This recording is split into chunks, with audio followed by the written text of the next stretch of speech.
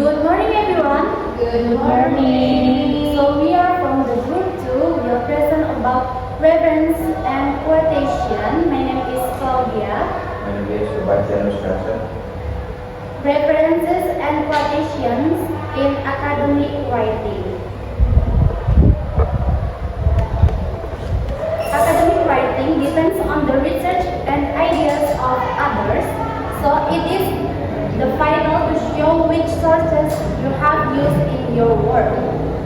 In an acceptable manner, this unit explains the format of in-text citation, the main reference system, the use of quotation, and then the layout of the list of references. Why we use references? The first one is to show that you have read some of the authorities on the subject, which will give an added weight to your writing. The second one is to allow the reader to find the source if he or she wishes to examine the topic in more detail. And the last one is to avoid plagiarism. Citation and references. This is the example of using citation and references.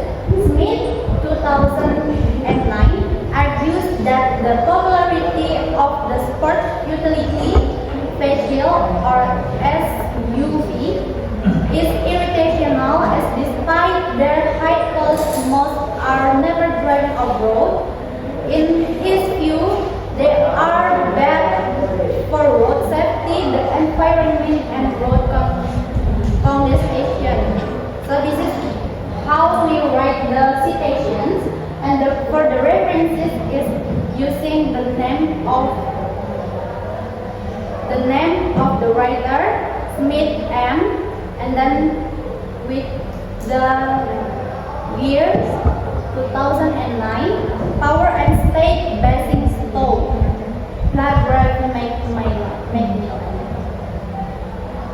This is the reference first. We can use that two types. Is made 2009 argues that, or Janovic 1972 claim that. So this is how we use the reference first. This first can be either in the present or the past tense. Normally, the use of the present tense suggests that the source is recent and still valid, but while the past indicates that the source is older and may be out of date.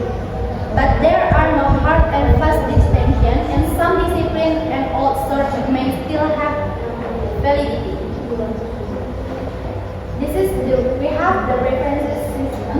The first one is the Harvard system, generally used for English language and business. So if we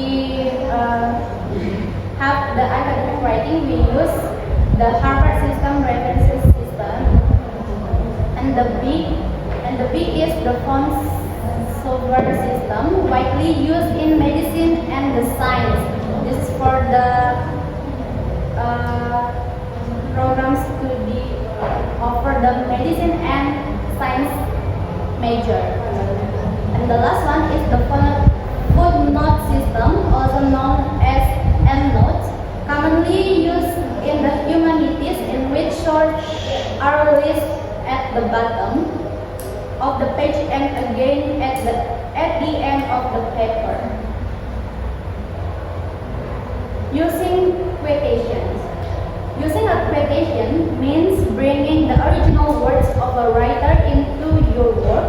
Quotations are effective in some situations, but must not be overused. They can be valuable if, when the original words express an idea in a distinctive way, when the original is more concise than your summary could be, and when the original version is well known. A quotation should be introduced by a phrase that shows the source and also explains how this quotation fits into your argument. Okay, for the next will be explained by Nadya. Before the next, combining resources. For most assignments, students are expected to read a variety of sources, often reflecting conflicting views on a topic. In some cases, the contrast between the various views may be the focus of the text. This unit explains how a writer can present the organized range of contrasting sources. Number one mentions resources. Sources. Among mention the contribution of the other writer to the subject to show that you are familiar with their work. Number two, taking a critical approach. Number three, combining three sources. Next, organizing paragraphs. Paragraphs are the basic building block of academic writing. Well-structured paragraphs help the reader understand the topic more easily by dividing up the argument into confined sections. This unit looks at the component of the paragraph, the way the components are linked together, the link between paragraphs in the overall text. Okay, who first paragraphs. Paragraph using the development of the ideas. The purpose of the paragraph is to explain the importance of character education in schools. Introduction and conclusion. An effective introduction explains the purpose and scope of the paper to the reader. The conclusion should provide a clear answer to any question asked in the title, as well as summarizing the main point. In coursework, both the introduction and conclusion are normally written after the main body.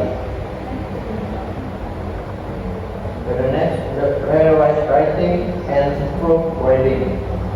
In example, you have no time for rewriting, but for coursework assignment, it is important to take time to reset your work to improve its clarity and logical development.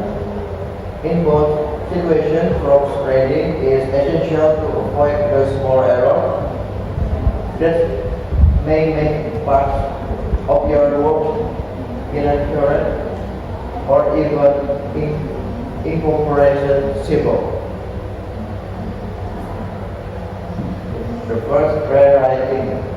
Although this is tempting to think that the first draft of often easy is adequate, it's almost a time that it can be improved. After completing your first draft, you should leave it for a day and read it. Number two, proofreading. Proofreading means checking your work for small errors that may make it more difficult for the readers to understand exactly what you want to say.